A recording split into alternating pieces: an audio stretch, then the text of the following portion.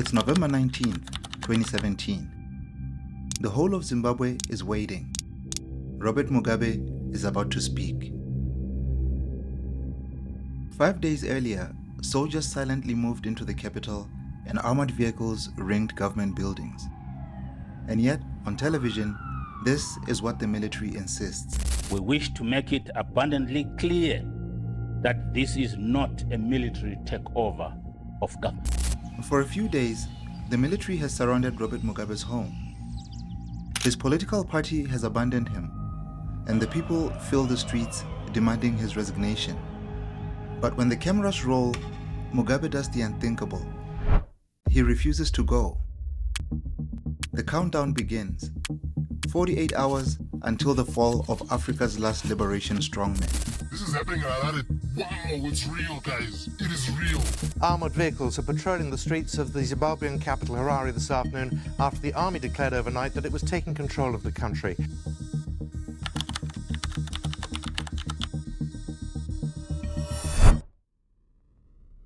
Mugabe's collapse did not begin in November. The fuse was actually lit a year earlier. The #ThisFlag movement erupted in Zimbabwe. Citizens in Harare and Bulawayo waved the national flag as a form of protest.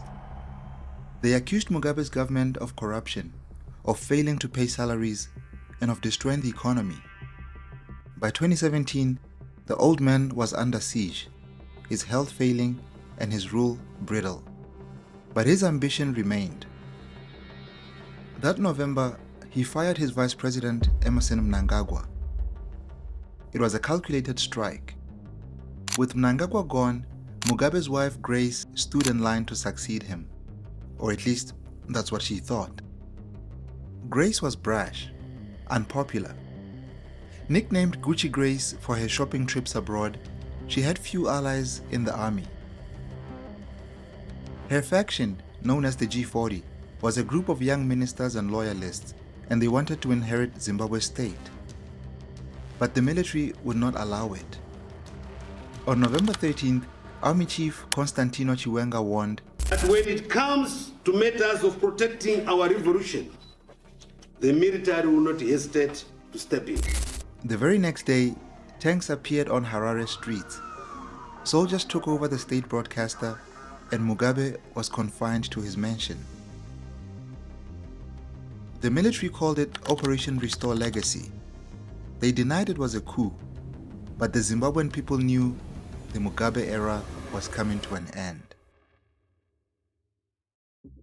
Sunday morning, November 19th.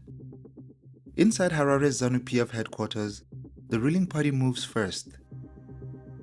About 200 members of the Central Committee gather together. They vote to expel Robert Mugabe as party leader. They expel Grace as well. The decision is brutal. Mugabe founded ZANU-PF in war, and now it's turned its back against him.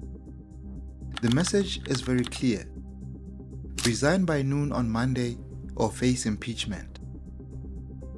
Outside, the streets swell with protest. Tens of thousands march, men, women, and children. For many, it's the first protest they've ever dared to join. And beside them, soldiers are smiling, hugging civilians. The barrier between the army and the people has dissolved. Inside State House, Mugabe sits surrounded by silence, Grace by his side. Drafts of resignation letters are prepared and then discarded. Later that evening, Zimbabwe gathers around television screens. Everyone expects history.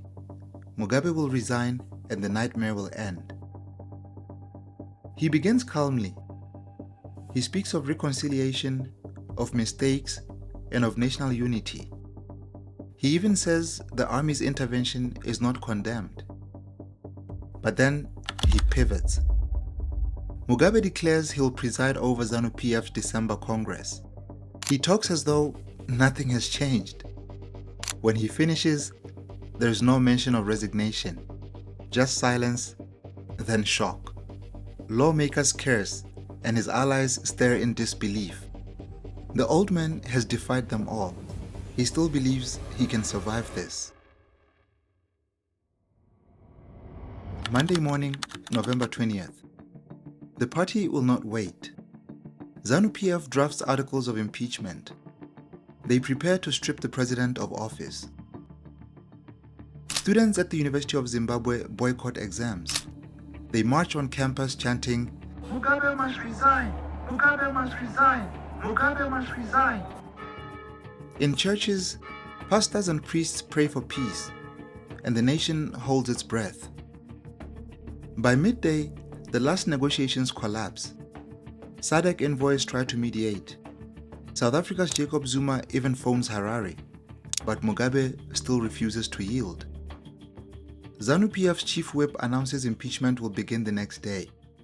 There will be no further delays. Tuesday, November 21st. Parliament convenes. They begin impeachment proceedings. The charges? Abuse of power, allowing Grace to usurp authority, and failing his duty as head of state. The debate grows heated. Desks slam and voices rise. And then, suddenly, movement at the speaker's chair.